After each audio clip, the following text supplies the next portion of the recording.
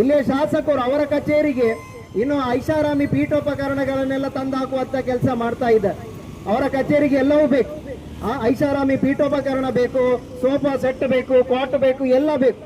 ಹಾಗಾದ್ರೆ ಅವರ ತಾಲೂಕಲ್ಲಿ, ಉಳ್ಳಾಲದ ತಾಲೂಕಲ್ಲಿ ಇಲ್ಲಿಯ ಸರ್ಕಾರಿಯ ಏನು ಪ್ರಾಥಮಿಕ ಆರೋಗ್ಯ ಕೇಂದ್ರ ಇದೆ ಅಲ್ಲಿ ಸರಿಯಾದ ಮೂಲಭೂತ ಸೌಕರ್ಯ ಇದೆಯಾ, ವೈದ್ಯರಿದ್ದಾರಾ, ಅಥವಾ ಅಲ್ಲಿ ಚಿಕಿತ್ಸಾ ಸಲಕರಣೆ ಇದೆಯಾ, ಅದು ಯಾವ್ದಾದ್ರು ಇದೆಯಾ ಅನ್ನೋದನ್ನು ಅವರು ಕಂಡು ಹಿಡಿದಿದ್ದಾರೆ ಅಥವಾ ಪತ್ತೆ ಹಚ್ಚಿದ್ದಾರೆ, ಅಥವಾ ಅದಕ್ಕೆ ಬೇಕಾದಂತ ಮೂಲಭೂತ ಸೌಕರ್ಯವನ್ನ ಒದಗಿಸುವಂತ ಕೆಲಸವನ್ನ ಮಾಡಿಲ್ಲ. ಆದ್ರೆ ಅವರ ಕಚೇರಿ ಮಾತ್ರ ಐಷಾರಾಮಿಯಾಗಿರ್ಬೇಕು.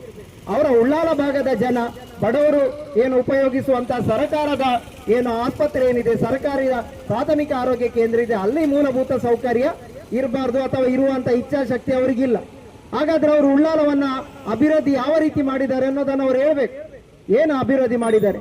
ಉಳ್ಳಾಲದಲ್ಲಿ ಒಂದೇ ಒಂದು ಸರ್ಕಾರಿ ತಾಲೂಕು ಆಸ್ಪತ್ರೆಯನ್ನು ಮಾಡ್ಲಿಕ್ಕೆ ಅವರಿಗೆ ಇಲ್ಲಿಂದ ಆಗಿಲ್ಲ, ಈ ತನಕೂ ಆಗಿಲ್ಲ. ಅವರೊಮ್ಮೆ ಆರೋಗ್ಯ ಮಂತ್ರಿ ಕೂಡ ಆಗಿದ್ದು, ಈಗ ಸಭಾಪತಿ ಆಗಿದ್ದಾರೆ. ಇಡೀ ನಾಡಿಗೆ ಅವರು ಜನಪ್ರಿಯ ಶಾಸಕರು. ಆದ್ರೆ ಎಷ್ಟು ಯೋಗ್ಯತೆ ಇದೆ ಅಂತಂದ್ರೆ ತನ್ನ ಊರಿಗೆ ಒಂದು ಸರ್ಕಾರಿ ಆಸ್ಪತ್ರೆಯನ್ನ ತರಲಿಕ್ಕೆ ಈವರೆಗೂ ಆಗಿಲ್ಲ. ಹಾಗಾದ್ರೆ ಖಾಸಗಿ ಮೆಡಿಕಲ್ ಕಾಲೇಜುಗಳ ದನಿಗಳಿಗೆ ಎಲ್ಲ ರೀತಿಯ ಅವರು ಸಹಾಯ ಮಾಡೋದನ್ನ ಮುಂದುವರಿಸ್ತಾ ಇದ್ದಾರೆ. ಏನು ಸಹಾಯ?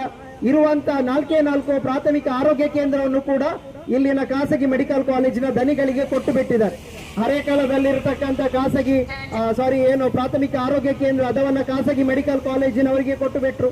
ಕುರ್ನಾಡು ಮುಡಿಪು ಭಾಗದಲ್ಲಿರುವಂತಹ ಆರೋಗ್ಯ ಕೇಂದ್ರಕ್ಕೊಮ್ಮೆ ಹೋಗಿ ನೋಡಿ, ಅದು ಕೂಡ ಯಾರ ಅಧೀನದಲ್ಲಿದೆ, ಹಿಡಿತದಲ್ಲಿದೆ ಅಂತ ಅಂದ್ರೆ ಅದು ಕೂಡ ಖಾಸಗಿ ಮೆಡಿಕಲ್ ಕಾಲೇಜುಗಳ ದನಿಗಳ ಹಿಡಿತದಲ್ಲಿದೆ.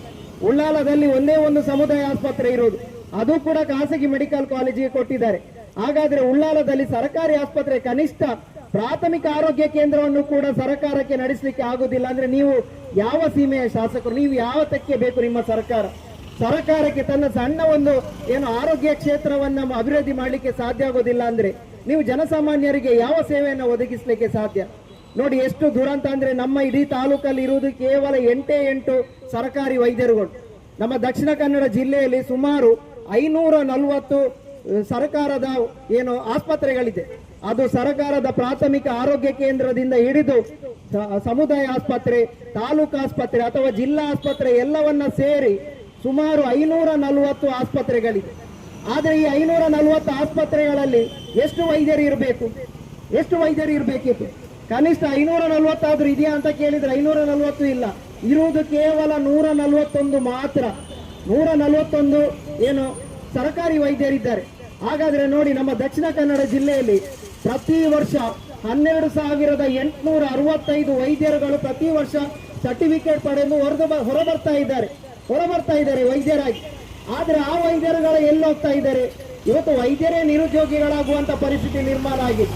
ಅಂದ್ರೆ ಅಷ್ಟೊಂದು ಅಗಾಧ ಪ್ರಮಾಣದಲ್ಲಿ ನಮ್ಮ ಜಿಲ್ಲೆಯಲ್ಲಿ ವೈದ್ಯರಾಗಿ ಹೊರ ಬರ್ತಾ ಇದ್ರು ಕೂಡ ನಮ್ಮ ದಕ್ಷಿಣ ಕನ್ನಡ ಜಿಲ್ಲೆಯ ಆಸ್ಪತ್ರೆಗಳಲ್ಲಿ 141 ಸರ್ಕಾರಿ ವೈದ್ಯರಷ್ಟೇ ಇರೋದು. ಹಾಗಾದ್ರೆ ಎಷ್ಟು ಅಗಾಧ ಪ್ರಮಾಣದಲ್ಲಿ ವೈದ್ಯರ ಕೊರತೆ ಇದೆ. ಇನ್ನು ವೆನ್ಲಾಕ್ ಆಸ್ಪತ್ರೆಯನ್ನ ಪ್ರಾರಂಭ ಮಾಡಿರೋದು ಯಾರು? ವೆನ್ಲಾಕ್ ಆಸ್ಪತ್ರೆಯನ್ನ, ಲೇಡಿ ಗೋಶನ್ ಆಸ್ಪತ್ರೆಯನ್ನ 175 ವರ್ಷದ ಹಿಂದೆ ಬ್ರಿಟಿಷರು ಪ್ರಾರಂಭ ಮಾಡಿ, ಬ್ರಿಟಿಷರು ಆಗ ವಸಾಹತುಶಾಹಿ ಅವರು ಬಂದು ನಮ್ಮನ್ನ ದಬ್ಬಾಳಿಕೆ ಮಾಡುವಂತ ಸಂದರ್ಭದಲ್ಲಿ ಪ್ರಾರಂಭ ಮಾಡಿದಂತ ಏನು ಆ ವೆನ್ಲಾಕ್ ಮತ್ತು ಲೇಡಿ ಗೋಶನ್ ಆಸ್ಪತ್ರೆ, ಆವಾಗ ಅವರು ಸ್ವಾತಂತ್ರ್ಯ ಪೂರ್ವ ನಮಗೆ ಉಚಿತವಾದ ಚಿಕಿತ್ಸೆ ಕೊಡ್ತಾ ಇದ್ರು. ನೋಡಿ, ಪ್ರಜಾಪ್ರಭುತ್ವ ವ್ಯವಸ್ಥೆ, ನಮಗೆ ಸ್ವಾತಂತ್ರ್ಯ ದಕ್ಕಿ ಇಷ್ಟು ವರ್ಷ ಆದ್ರೂ ಕೂಡ ಈಗ ನಾವು ವೆನ್ಲಾಕ್ ಮತ್ತೆ ಲೇಡಿ ಗೋಶನ್ ಆಸ್ಪತ್ರೆ ಹೋಗುವಾಗ ನಮ್ಮ ಹತ್ರ ಕೇಳ್ತಾರೆ, ನೀವು APL BPL ಅಂತ. APL ಆದ್ರೆ ಇಷ್ಟು, BPL ಆದ್ರೆ ಉಚಿತ ಅಂತ ಹೇಳ್ತಾರೆ. ಇವತ್ತು ಸರ್ಕಾರದ ಆಸ್ಪತ್ರೆಗಳಲ್ಲಿ ಯಾಕೆ ಆ ಮಾನದಂಡ? ನಿಜವಾಗಿ ಸರ್ಕಾರದ ಆಸ್ಪತ್ರೆಗಳಲ್ಲಿ ಎಲ್ರಿಗೂ ಕೂಡ ಉಚಿತವಾಗಿ ಕೊಡಬೇಕು. ನಾವು ಹೇಳೋದು, ನಾಳೆ ಅದಾನಿಯೋ ಅಂಬಾನಿಯೋ ಬಂದು ನಾನು ವೆನ್ಲಾಕ್ ಆಸ್ಪತ್ರೆಯಲ್ಲಿ ಚಿಕಿತ್ಸೆ ಪಡಿತೀನಿ ಅಂತ ಅಂದ್ರೆ ಅದಾನಿಗೂ ಅಂಬಾನಿಗೂ ಕೂಡ ಉಚಿತವಾದ ಚಿಕಿತ್ಸೆಯನ್ನೇ ಕೊಡಬೇಕು ವೆನ್ಲಾಕ್ ಮತ್ತು ಲೇಡಿ ಗೋಶನ್ ಆಸ್ಪತ್ರೆಯಲ್ಲಿ. ಆದ್ರೆ ಇವತ್ತು ಅಲ್ಲೋದ್ರೆ APL BPL, ಯಾರ ಹತ್ರ ಇವತ್ತು BPL ಕಾರ್ಡ್ ಇದೆ? ಯಾರ ಹತ್ರ ಇದೆ? ಎಲ್ಲವನ್ನ ಕೂಡ ತೆಗಿತಾ ಇದ್ದೀರಾ. APL ಕಾರ್ಡೇ ಇದೆ ಎಲ್ಲರಲ್ಲೂ ಕೂಡ. ಆದ್ರೆ ಅದರಲ್ಲೂ ಕೂಡ ಓಕೆ, BPL ಕಾರ್ಡ್, APL ಕಾರ್ಡ್ನವರಿಗೆ ಹೋದ್ರು, BPL ಕಾರ್ಡ್ ಹೋದ್ರು, ಅಲ್ಲಿ ಚಿಕಿತ್ಸೆ ಸಿಗ್ತಾ ಇದೆಯಾ ಅಂತ ಕೇಳಿದ್ರೆ ಅಲ್ಲಿ ಚಿಕಿತ್ಸೆ ಸಿಗ್ಬೇಕಾದ್ರೂ ನಾವು ಹರಸಾಹಸ ಪಡಬೇಕು. ನೋಡಿ, ಇವತ್ತು ಏನಾದ್ರೂ ತುರ್ತು ಪರಿಸ್ಥಿತಿಯಲ್ಲಿ ನಾವು ಕೂಡಲೇ ಆಂಬುಲೆನ್ಸ್ ಮಾಡಿ ವೆನ್ಲಾಕ್ ಆಸ್ಪತ್ರೆಗೆ ಹೋದ್ರೆ ಅಲ್ಲಿ ICU ಬೆಡ್ ಖಾಲಿ ಇರೋದಿಲ್ಲ, ಖಾಲಿಯೇ ಇರೋದಿಲ್ಲ. ಯಾವಾಗ ನೋಡಿದ್ರು ಫುಲ್ ಅಲ್ಲಿರುವಂತ ಬೆಡ್ ಯಾವಾಗ್ಲೂ ಫುಲ್. ಯಾಕೆ ಅಂದ್ರೆ ಅಷ್ಟು ರೀತಿಯ ಒಂದು ವ್ಯವಸ್ಥೆ, ಅಂದ್ರೆ ಅಷ್ಟು ಜನ ಇವತ್ತು ವೆನ್ಲಾಕ್ ಲೇಡಿ ಗೋಶನ್ ಆಸ್ಪತ್ರೆಗೆ ಧಾವಿಸಿ ಬರ್ತಾ ಇದೆ. ಆದ್ರೆ ಇಲ್ಲಿಯ ಜನಸಂಖ್ಯೆಗೆ ಅನುಗುಣವಾಗಿ ಅಲ್ಲಿ ಬೆಡ್ ಇದೆಯಾ ಅಂತ ಕೇಳಿದ್ರೆ ಇಲ್ಲ. ಆಸ್ಪತ್ರೆಯನ್ನ ರೀಜನಲ್ ಆಸ್ಪತ್ರೆಯಾಗಿ ನಾವು ಮಾರ್ಪಡಿಸಬೇಕು ಅಂತ ಹಲವಾರು ಬಾರಿ ಒತ್ತಾಯ ಮಾಡ್ಕೊಂಡು ಬಂದಿದ್ದೇವೆ, ಆದ್ರೆ ಇಲ್ಲ. ಈಗ ಅಲ್ಲಿ ICU ಬೆಡ್ ಬೇಕಾದ್ರೆ ನಾವು ಅಲ್ಲಿ ಕೌಂಟರ್ ಅಲ್ಲಿ ನಮ್ಮ ಹೆಸರನ್ನ ಬರಿಬೇಕು, ಹೆಸರನ್ನ ಬರೆದು ನಮ್ಮ ಫೋನ್ ನಂಬರ್ ಕೊಟ್ಟು ನಾವು ಹೋಗ್ಬೇಕು. ಎಲ್ಲಿಗೆ ಹೋಗ್ಬೇಕು?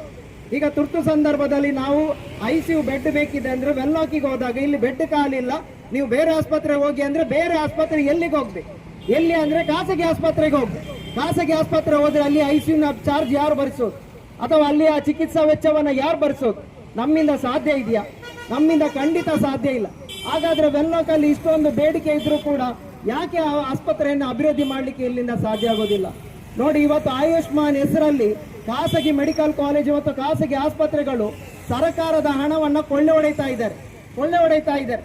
ಇವತ್ತು ಎಲ್ಲದಕ್ಕೂ ಆಯುಷ್ಮಾನ್ ಹೇಳಿದ ತಕ್ಷಣ ಸರ್ಕಾರದ ಆಸ್ಪತ್ರೆಯಲ್ಲಿ ಚಿಕಿತ್ಸೆ ಸಿಗೋದಾದ್ರೆ ನಾವು ಯಾಕೆ ಖಾಸಗಿ ಆಸ್ಪತ್ರೆಗೆ ಹೋಗ್ಬೇಕು? ಖಾಸಗಿ ಆಸ್ಪತ್ರೆಗೆ ಯಾಕೆ ಹೋಗ್ಬೇಕು? ಇವತ್ತು ನೋಡಿ, ನಾವು ಜನ ಎಷ್ಟು ಸಮಸ್ಯೆನ ಅನುಭವಿಸ್ತಾ ಇದ್ದೀವಿ ಅಂತ ಅಂದ್ರೆ, ಕ್ಯಾನ್ಸರ್ ಮತ್ತೆ ಹೃದಯ ಕಾಯಿಲೆ ಜಾಸ್ತಿ ಆಗ್ತಾ ಇದೆ. ಕ್ಯಾನ್ಸರ್ ಅನ್ನೋದು ಈಗ ಪ್ರತಿಯೊಂದು ಹಳ್ಳಿಯಲ್ಲೂ ಕೂಡ ಜಾಸ್ತಿ ಆಗ್ತಾ ಇದೆ. ನಾವು ತಪ್ಪಾದ ಆಹಾರ ಕ್ರಮ ಮತ್ತು ತಪ್ಪಾದ ಜೀವನ ಶೈಲಿಯಲ್ಲಿ ಕ್ಯಾನ್ಸರ್ ಅನ್ನೋದು ಈಗ ವಿಪರೀತವಾಗಿ ಆಗ್ತಾ ಇದೆ. ಆದ್ರೆ ಕ್ಯಾನ್ಸರ್ ಒಬ್ಬ ರೋಗಿಗೆ ಬಂದ್ರೆ ಅಥವಾ ನಮ್ಗೆ ಯಾರಿಗೂ ಕೂಡ ಕ್ಯಾನ್ಸರ್ ಬಂದ್ರೆ ನಾವು ಎಲ್ಲಿ ಹೋಗ್ಬೇಕು? ಕ್ಯಾನ್ಸರ್ಗೆ ಚಿಕಿತ್ಸೆ ಪಡೆಯಬೇಕಾದ್ರೆ ಖಾಸಗಿ ಆಸ್ಪತ್ರೆಗೆ ಹೋಗ್ಬೇಕು. ಖಾಸಗಿ ಆಸ್ಪತ್ರೆಗೆ ಕ್ಯಾನ್ಸರ್ಗೆ ಬಂದ್ರೆ ಏನು ಅಲ್ಲಿಯ ಚಿಕಿತ್ಸೆಗೆ ಎಷ್ಟು ದರವನ್ನು ವಿಧಿಸ್ತಾರೆ ನಿಮ್ಗೆಲ್ಲ ಅನುಭವ ಇದೆಯಾ? ಅಥವಾ ಅಲ್ಲಿರುವಂತಹ ಚಿಕಿತ್ಸೆಗೆ ಬೇಕಾದಂತ ದುಡ್ಡು ಎಷ್ಟು? ಒಂದು ವೇಳೆ ಕ್ಯಾನ್ಸರ್ ಬಂದ್ರೆ ನಮ್ಮ ಮನೆ ಮಠ ಎಲ್ಲವನ್ನ ಮಾರುವಂತ ಪರಿಸ್ಥಿತಿ ಬರ್ತದೆ. ಈಗಾಗಲೇ ಹಲವಾರು ಜನ ಅಂತ ಒಂದು ಸನ್ನಿವೇಶಕ್ಕೆ ಒಳಗಾಗಿದೆ. ಕ್ಯಾನ್ಸರ್ ಬಂದ್ರೆ ಸಾಕು, ತಮ್ಮ ಇಡೀ ಏನು ದುಡಿದ ಎಲ್ಲವನ್ನ ಕೂಡ ನಾವು ಕಳ್ಕೊಳ್ತೀವಿ ಮತ್ತು ನಮ್ಮಿರುವಂತಹ ಮನೆ ಮಠ ನೆಮ್ಮದಿ ಎಲ್ಲವನ್ನ ನಾವು ಕಳ್ಕೊಳ್ತೀವಿ. ಮತ್ತೊಂದು ಕಡೆ ಹೃದಯಕ್ಕೆ ಸಂಬಂಧಿಸಿ ಹೃದಯದ ಕಾಯಿಲೆ ಬಂದರೂ ಕೂಡ ಇವತ್ತು ಆಂಜಿಯೋಗ್ರಾಮ್ ಮಾಡಬೇಕಾದ್ರೆ ಅಥವಾ ಆಂಜಿಯೋಪ್ಲಾಸ್ಟ್ ಮಾಡಬೇಕಾದ್ರೆ ಇವತ್ತು KMCಗೆ ಪಬ್ಲಿಕ್ ಪ್ರೈವೇಟ್ ಪಾರ್ಟ್ನರ್ಶಿಪ್ ಅಡಿಯಲ್ಲಿ ವೆನ್ಲಾಕಲ್ಲಿ ಒಂದು ಅವಕಾಶವನ್ನು ಕೊಟ್ಟಿದ್ದಾರೆ. ಮೊನ್ನೆ ಭಾರಿ ಪ್ರಚಾರ ಆಯ್ತು. ವೆನ್ಲಾಕ್ ಆಸ್ಪತ್ರೆಗೆ 175ನೇ ವರ್ಷ ಸಂದ ಆ ನೆನಪಿನಲ್ಲಿ ಅಲ್ಲೂ ಒಂದು ಏನು ಹೃದಯಕ್ಕೆ ಸಂಬಂಧಪಟ್ಟಿನ ಚಿಕಿತ್ಸೆಗೆ ಒಂದು ವ್ಯವಸ್ಥೆಯನ್ನು ಕಲ್ಪಿಸಿದ್ರು. ಒಂದು ಕ್ಯಾತ್ ಲ್ಯಾಬ್ ಅನ್ನು ಪ್ರಾರಂಭ ಮಾಡಿದ್ದು ಯಾರು ಅಂತ ಕೇಳಿದ್ರೆ KMC ಅವರಿಗೆ ಪಬ್ಲಿಕ್ ಪ್ರೈವೇಟ್ ಪಾರ್ಟ್ನರ್ಶಿಪ್ ಅಡಿಯಲ್ಲಿ ಅವರಿಗೆ ನಡೆಸಲಿಕ್ಕೆ ಕೊಟ್ಟಿದ್ದಾರೆ. ಆದ್ರೆ ಅದನ್ನ ವಿಜೃಂಭಣೆ ಮಾಡಿ ಉದ್ಘಾಟನೆ ಮಾಡಲಿಕ್ಕೆ ಯಾರು ಓಡೋಡಿ ಬಂದದಂದ್ರೆ ಇದೇ ಇಲ್ಲಿಯ ಶಾಸಕರು, ಇಲ್ಲಿಯ ಉಸ್ತುವಾರಿ ಮಂತ್ರಿಗಳು, ಇಲ್ಲಿಯ ಸಂಸದರು, ಇಲ್ಲಿಯ ಜನಪ್ರತಿನಿಧಿಗಳು ಎಲ್ಲರೂ ಕೂಡ ಬಂದ್ರು. ಅದರಲ್ಲಿ ಯಾವುದೇ ರಾಜಕೀಯ ಇಲ್ಲ. BJP ಅವರು, ಕಾಂಗ್ರೆಸ್ನವರು ಎಲ್ಲರೂ ಕೂಡ ಬಂದು ಅಲ್ಲಿ ಉದ್ಘಾಟನೆ ಮಾಡಲಿಕ್ಕೆ ತುದಿ ಕಾಲಲ್ಲಿ ನಿಂತರು. ಎಲ್ಲರೂ ಕೂಡ ಫೋಟೋಗೆ ಪೋಸ್ ಕೊಟ್ಟಿದ್ರು. ಹಾಗಾದ್ರೆ ಕನಿಷ್ಠ ಈ ಜನಪ್ರತಿನಿಧಿಗಳಿಗೆ ನಾಚಿಕೆ ಮಾನ ಮರ್ಯಾದೆ ಅನ್ನೋದಿಲ್ವಾ? ಕನಿಷ್ಠವು ಮಾನ ಮರ್ಯಾದೆ ಅನ್ನೋದಿಲ್ವಾ? ಒಬ್ಬ ಖಾಸಗಿ ಒಡೆಯನ ಕ್ಯಾತ್ ಲ್ಯಾಬ್ ಅನ್ನ ಉದ್ಘಾಟನೆ ಮಾಡಲಿಕ್ಕೆ ಜನಪ್ರತಿನಿಧಿಗಳು ಓಡಿ ಹೋಗಿದ್ದಾರೆ. ನಿಮ್ಗೆ ನಿಜವಾಗಿ ನೈತಿಕತೆ ಇದ್ರೆ ನೀವು ಕನಿಷ್ಠ ಸರ್ಕಾರದ ಒಂದು ಹೃದಯ ಆಸ್ಪತ್ರೆಯನ್ನ ಪ್ರಾರಂಭ ಮಾಡಿ, ಅಥವಾ ಸರ್ಕಾರದ ಏನು ಕ್ಯಾನ್ಸರ್ ಆಸ್ಪತ್ರೆಯನ್ನ ಪ್ರಾರಂಭ ಮಾಡಿ. ಅದಕ್ಕೆ ಅವಕಾಶ ಇದೆ. ಏನು ಅವಕಾಶ? ಸರ್ಕಾರದನೇ ಕಿದ್ವಾಯಿ ಅನ್ನುವ ಕ್ಯಾನ್ಸರ್ ಆಸ್ಪತ್ರೆ ಇದೆ, ಬೆಂಗಳೂರಲ್ಲಿದೆ, ಕಲಬುರಗಿಯಲ್ಲಿದೆ, ಮೈಸೂರಲ್ಲಿದೆ. ಅಂತ ಒಂದು ಘಟಕವನ್ನ ನಮ್ಮ ದಕ್ಷಿಣ ಕನ್ನಡ ಜಿಲ್ಲೆಗೆ ತಂದ್ರೆ ಬಡವರ ಮನೆಯಲ್ಲೂ ಕೂಡ ಯಾರಿಗಾದ್ರೂ ಕ್ಯಾನ್ಸರ್ ಚಿಕಿತ್ಸೆಗೆ ಒಳಬೇಕಾದ್ರೆ ಅವರು ಕಿದ್ವಾಯಿ ಅಂತ ಆಸ್ಪತ್ರೆಗೆ ಹೋಗ್ತಾರೆ, ನೆಮ್ಮದಿಯಿಂದ ಏನು ಚಿಕಿತ್ಸೆಯನ್ನು ಪಡೀತಾರೆ. ಅದೇ ರೀತಿ ಹೃದಯಕ್ಕೆ ಸಂಬಂಧಿತ ಏನಾದ್ರೂ ರೋಗ ಬಂದ್ರೆ ಯಾವುದು ಜಯದೇವದಂತ ಆಸ್ಪತ್ರೆ ಇದೆ, ಜಯದೇವ ಹೃದಯಕ್ಕೆ ಸಂಬಂಧಿತ ಹೃದ್ರೋಗ ಆಸ್ಪತ್ರೆ ಇದೆ, ಅದನ್ನ ಕೂಡ ತನ್ನಿ. ನಾವು ಅದನ್ನ ಕೇಳ್ತಾ ಇದ್ದೀವಿ. ಇವತ್ತು ಮಾನಸಿಕ ಕಾಯಿಲೆಗೆ ತುಂಬಾ ಜನ ಒಳಗಾಗ್ತಾ ಇದ್ದಾರೆ. ಸಣ್ಣ ಪ್ರಾಯದ ಯುವಕರು ಆತ್ಮಹತ್ಯೆ ಅಂತ ದಾರಿಯನ್ನ ತುಳಿತಾ ಇದ್ದಾರೆ, ಗಾಂಜಾ ಅಫೀಮಿಗೆ ಬಲಿಯಾಗ್ತಾ ಇದ್ದಾರೆ. ಅಂತ ಇವರಿಗೆ ನಿಮಾನ್ಸ್ನಂತ ಒಂದು ಮಾನಸಿಕ ಆಸ್ಪತ್ರೆಯನ್ನಾದ್ರೂ ಮಂಗಳೂರಿಗೆ ತನ್ನಿ. ಅದನ್ನ ತರಲಿಕ್ಕೆ ನಿಮ್ಗೆ ಯೋಗ್ಯತೆ ಇದೆಯಾ ಅಥವಾ ಇಚ್ಛಾಶಕ್ತಿ ಇದೆಯಾ? ಒಬ್ಬ ಶಾಸಕ ವಿಧಾನಸೌಧದೊಳಗೆ ಮಾತಾಡ್ತಾ ಇಲ್ಲ.